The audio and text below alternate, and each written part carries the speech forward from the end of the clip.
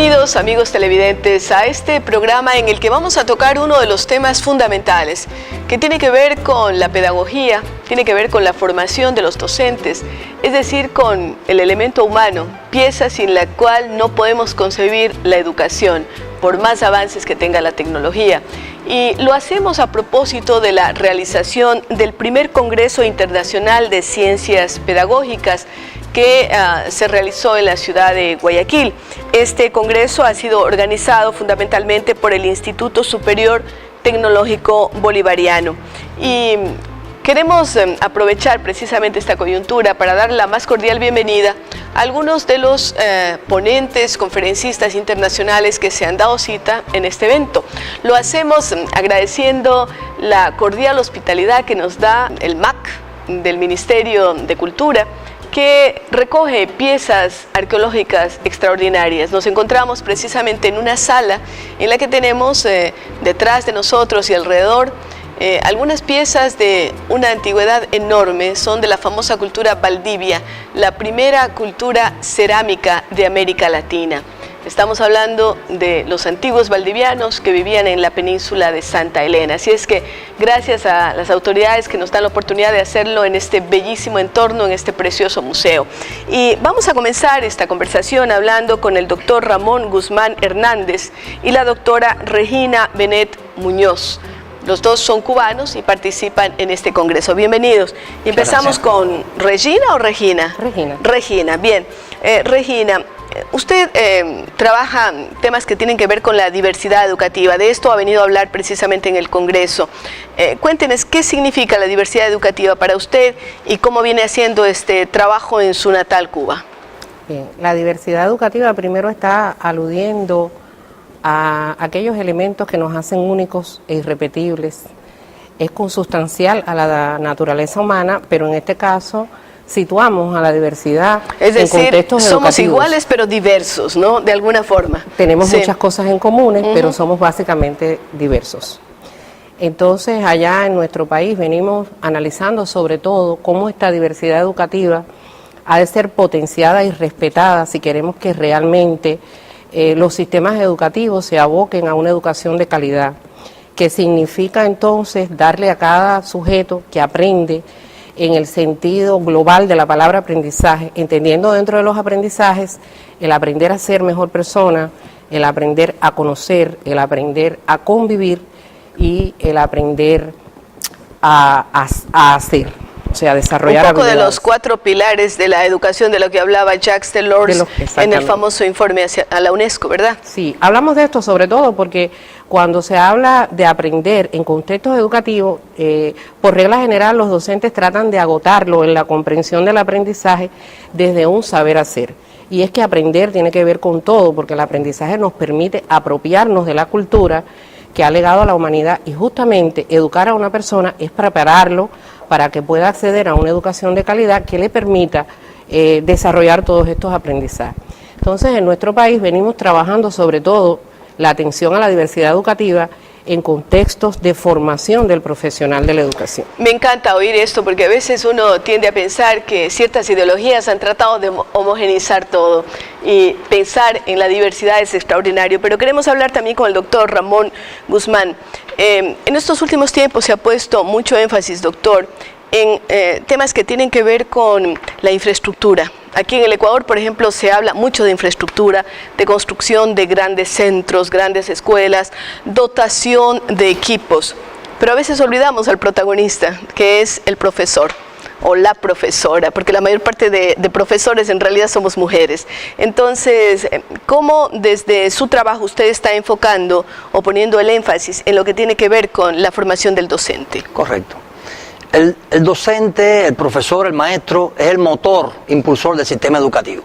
Es verdaderamente el que hace la diferencia. No puede ser reemplazado por las máquinas de ninguna manera. No puede ser reemplazado por las máquinas, porque el profesor por encima de todo es un educador. Un educador en la que integra los aspectos instructivos, educativos y desarrolladores. En lo absoluto puede la tecnología sustituir el papel educador que tiene el maestro. En esa dirección, la autopreparación constante del maestro es la base de su cultura pedagógica, profesional y social en general.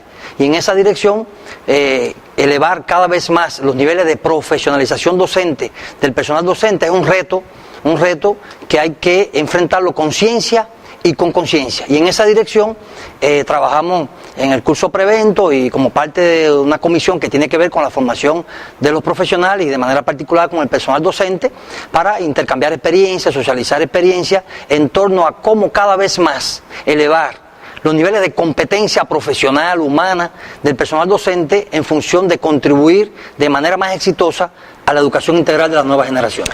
¿Cómo se consigue esto, doctor?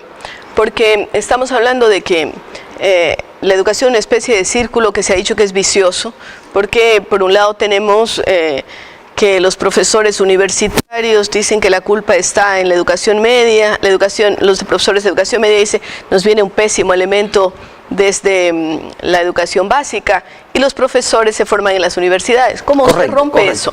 Se rompe con una visión de integración con una perspectiva integradora, integración entre instituciones, integración de procesos y que el maestro en su plantel, en su concreto espacio áulico, pueda dirigir un proceso formativo que integre la docencia, la investigación, la producción. Esa es una alternativa muy importante de poder romper con estos esquemas, con esta dicotomía teoría-práctica, en función de que en la propia preparación del docente se garantice esa visión integradora, ese pensamiento interdisciplinario, ese modo de pensar, sentir y actuar interdisciplinario para poder dirigir el proceso con una visión integradora. Es complejo, hay muchas experiencias positivas de que sí demuestran que es posible y en esa dirección se encamina la voluntad política, la voluntad de los profesionales y siempre actuando con ciencia y con conciencia.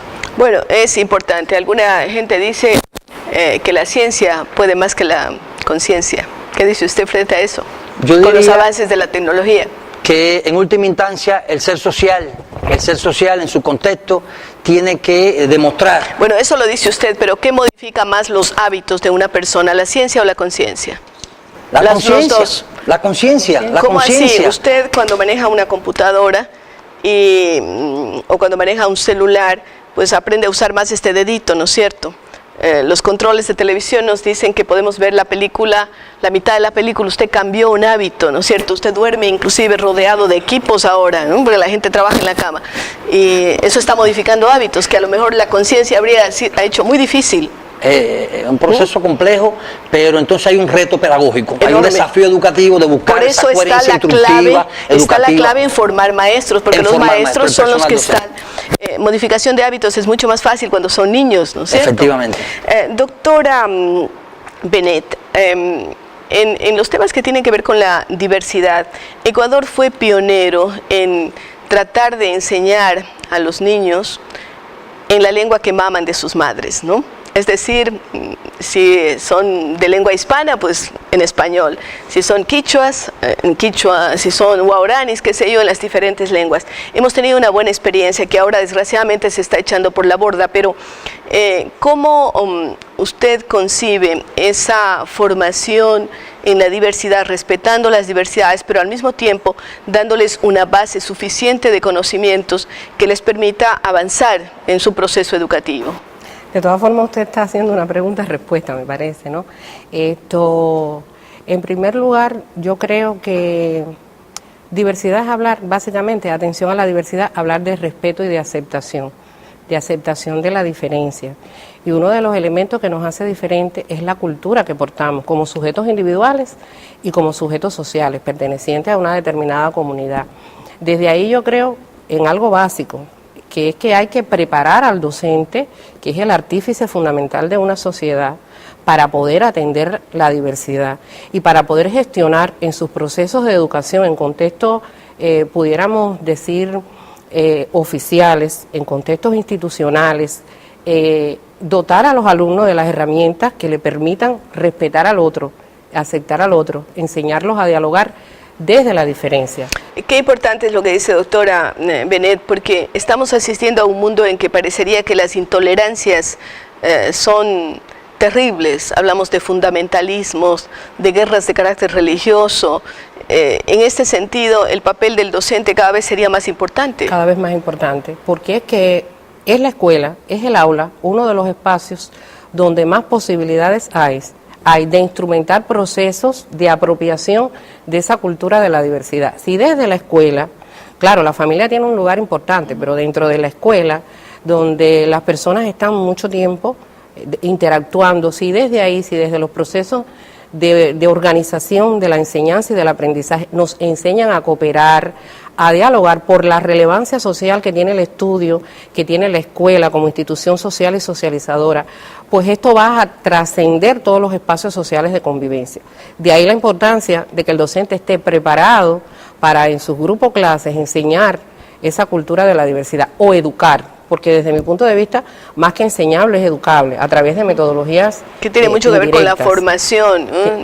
Con la formación. Sí. Es un reto de carácter ético-axiológico atender hoy la diversidad, porque es que, como bien usted ha dicho, las grandes conflagraciones de la humanidad, las grandes problemáticas que se presentan y parece que no hemos aprendido nada de la historia, tienen que ver con la intolerancia a la diferencia. Queremos imponer unas culturas sobre otras, unas creencias sobre otras, a unas personas sobre las otras, y en la escuela y el aula en particular son espacios privilegiados para enseñarnos a convivir. Pienso entonces que hay que preparar Este programa de televisión lo ven muchos docentes. Y a mí me gustaría que cada uno de ustedes, para terminar, le diera un mensaje que le ayude a valorar más su profesión y el trabajo que están haciendo los maestros ecuatorianos en sus aulas. Me refiero sobre todo a los maestros de escuelas y colegios, es decir, de educación básica y media, más que a los maestros universitarios, aunque sabemos que ustedes trabajan más en la docencia universitaria. Empezamos con usted, doctor Hernández. Un mensaje muy importante: hay que confiar en el mejoramiento humano. Y el papel del maestro en ser verdaderamente un educador de esas nuevas generaciones. Es muy bello ver a un niño hecho médico, ingeniero, decirle al maestro: gracias, maestro. De manera que esa profesión, de verdad humilde, sacrificada, vale la pena enfrentarla, repito, con ciencia y con conciencia. Y tiene un pago espiritual maravilloso. Dígame usted, bueno, doctora voy a apelar a una Regina. frase de Aristóteles. Él decía: la mejor manera de generar desigualdad es tratar de forma igual situaciones desiguales. Si queremos entonces construir una sociedad a futuro donde exista la igualdad social, entonces tenemos que aprender a tratarnos en la diferencia, desde la unidad que es posible construir en la escuela. Eso me parece una idea importante en relación maravillosa. Con los maestros. Gracias por ese mensaje. Y vean que a veces tenemos que retornar a los clásicos, porque allí está mucho de la sabiduría. La doctora nos ha hablado de Aristóteles, de esas mentes privilegiadas que vivieron hace miles de años y que todavía siguen dando de qué hablar. Queremos agradecerle al doctor Ramón Guzmán Hernández, doctor en Ciencias Pedagógicas, y la doctora Regina Benet Muñoz, doctora en Ciencias Pedagógicas también. Y continuamos con ustedes hablando sobre educación.